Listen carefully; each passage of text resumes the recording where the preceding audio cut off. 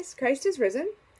So I'm back with another little book review here. Actually, I don't like the word review because I'm not going to criticize it really. Let's call it more of like a show and tell. Here we go.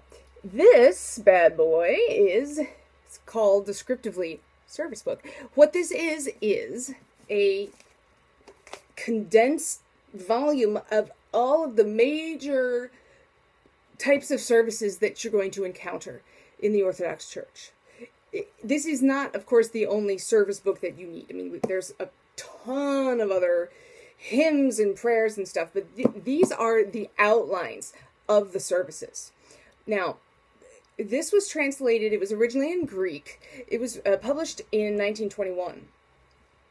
And then this edition, of course, was published in 1996, but it was published in Greek in the 20s, and then eventually into Slavonic, and now it's in English, too.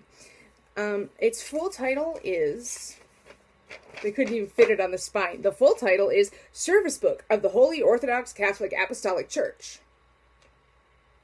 Gesundheit. So, everything in here, this is like almost the whole Megillah. So you've got, I'm trying to find a really complicated looking page so I can show you, because sometimes there's like diagrams in here, and, you know, text that's even going vertically instead of horizontally. Yeah, like, oh, I thought I had one. Pooh. Of course, if I didn't want something complicated, that's all I would be able to find. That's how life rolls for me, apparently. Oh, whatever. This is fascinating YouTubing, isn't it?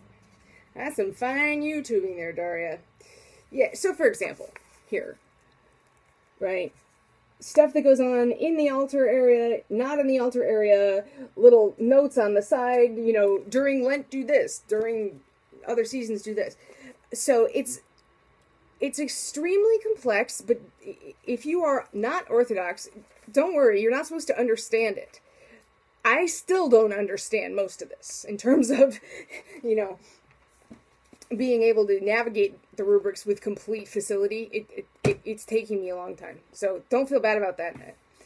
One of my favorite parts about this, though, is, see, this was translated by a woman named Isabel Hapgood. Now, Isabel Hapgood was an Episcopalian. She was not Orthodox. In the earlier, you know, early 20th century, there was a lot of dialogue between the Orthodox churches and the Anglican Church, meaning what we would now call the like high church conservative Episcopalian church in the United States, Anglicanism. Now, they kind of went off the rails in the 70s for various reasons, but at this point, this book was published, I'm sure, with the intent that a lot of people who were going to be buying it were Anglican.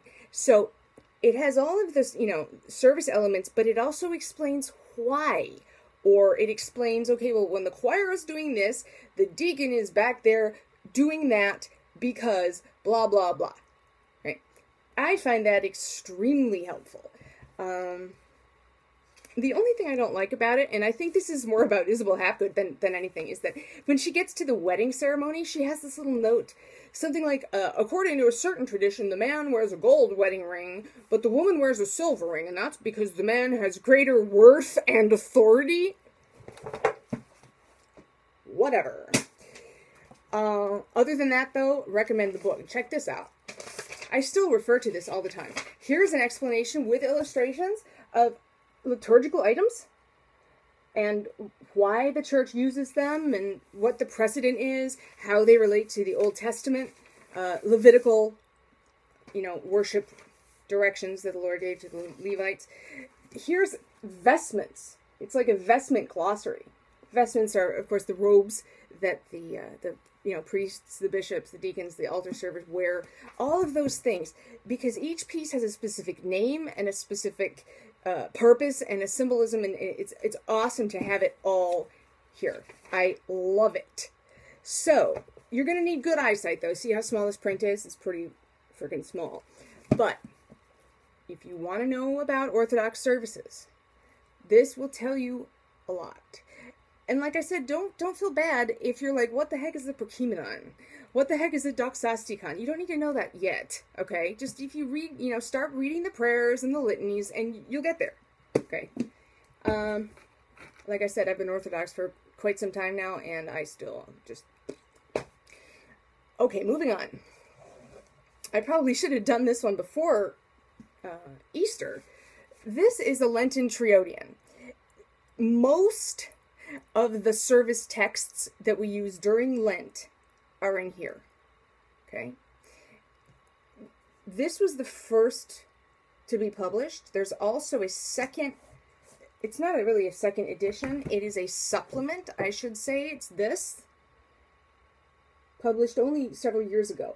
This has a lot of the stuff for the weekdays in it. And this focuses on mostly Sundays. Okay.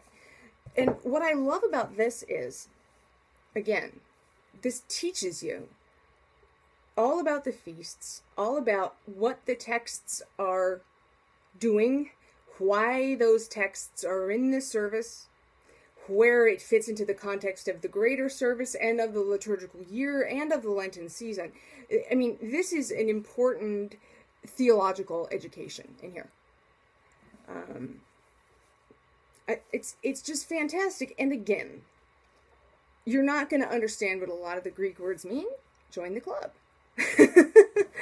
I have to read these with my Orthodox wiki page open and with my dictionary open in my thesaurus, because sometimes there's just words in here that, they're in Greek and I don't speak Greek. Or they're in Slavonic, and my Slavonic I can read it, but I don't know what a lot of it means still. Sorry, that was the wrong pile.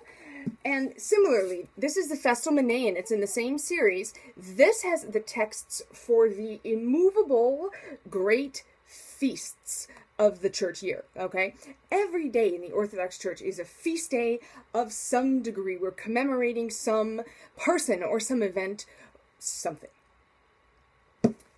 We have 12 great feasts, plus Pascha, Easter. So really, you could say we have 13, but Easter, Pascha is the feast of feasts. It's in its own category above all the other ones. Most of the 12 great feasts, I believe 9 of them, are on a fixed date.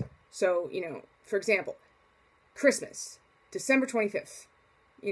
The first day of the church year, September 1st. The birth of the Virgin Mary, September 8th. That kind of stuff. Every year, regardless of what year, if it's a leap year, doesn't matter, whatever. Then we have the 3 movable feasts. And they all relate to Pascha. You have Palm Sunday, which is the Sunday before Pascha. You have Christ's Ascension into heaven, which is 40 days after Pascha. And then you have Pentecost. The Jewish Pentecost. There's 3 Pentecosts. Okay. The Jewish Pentecost, which is in Acts chapter 2, which is 50 days after Pascha. That's why it's called Pentecost. Pente is 5. Pentecost. And then, of course, you have the Feast of Feasts, Pascha, which is above all of that. This is going to teach you a heck of a lot. I always have this at church because, especially when we're doing these special services, it helps not to have to flip through 87,000 different service books. We usually have to do that anyway. But most of the texts, most of the movable texts, I should say, not movable, the propers are in here. Okay, what's a proper aria? What's a common? Okay, a proper is part of a service that changes according to the day of the feast. So, for example, the Troparion to St. John Chrysostom, we'll sing that on one day because maybe he's being commemorated. Then, next week we might sing hymns to St. John the Baptist, for example. Those are the propers. So you're not going to find in the Festal Menaion the actual skeleton of the service. You're not going to find all of the on-changing parts because you're supposed to know them. Or if you're like me, you have to use this book too at the same time.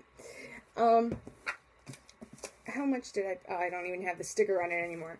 I don't remember how much I paid for this. It wasn't too bad. I want to say it was like $30, but look at it. It's big, hardcover, very, very, very well made because it's meant to be used and used and used and marked up and used again. So, any of these, if you want to know anything about Orthodoxy, they're going to help you. But But one of the most useful things that the priest who chrismated me ever said was, Orthodoxy is not a book religion. He hated to come out of the altar area and, you know, walk around the church, you know, censing, throwing incense, and see people with their nose in the service book. Because worship is not in a book, right? Worship is a conversation between the soul and God, assisted by the clergy and the family of the faithful that is with you, and by, of course, the host of heaven and all of the righteous dead as well. So experience that, and then later read about what you experienced in the book, or read the service beforehand so you're prepared. Now, at least in my experience, at my parish, it's not considered rude, and people use service books, sure. But there's a difference between referring down to it and being, you know, like, with blinders on. That's why when people say, describe Orthodox worship, I say, no. Come, experience it for yourself. Come and pray and be converted, you know? And then I'll tell you all about it. Go and pray. Yeah. You know, a lot of people are afraid to do that. They're afraid to go to a new church. Going to a new church is scary. But especially if a lot of Americans think that Orthodoxy is an ethnic religion, that you have to be Russian or you have to be Greek or whatnot. That's not true, okay? If a church or a priest or the priest's wife or whoever, if the general tenor of the church is, well, we don't want you because you don't speak whatever their language is. Okay, thank you very much. Have a nice day. Find another church. If you can't do that, if there's only one Orthodox church in your area, you know what? You say, actually, I'm going to stay here, thanks. Because ultimately, it doesn't matter what the other people think. They should welcome you. They have a mandate from Jesus Christ himself to welcome all, you know, visitors who are sincere and want to experience Orthodoxy. But unfortunately, a lot of times, that standard isn't met. But guess what? Guess what? Even in the worst case scenario regarding that, it doesn't matter if the people welcome you. God and his saints welcome you. And that's all that really matters in the end. So, that's enough out of me for now.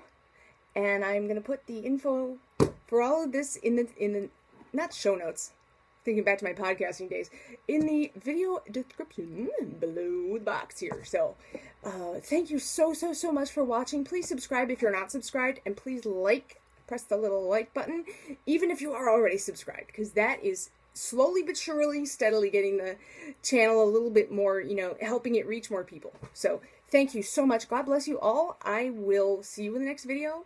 Send me messages if you've got questions, and I'll do my best to find you the answers. All right. God bless. Bye.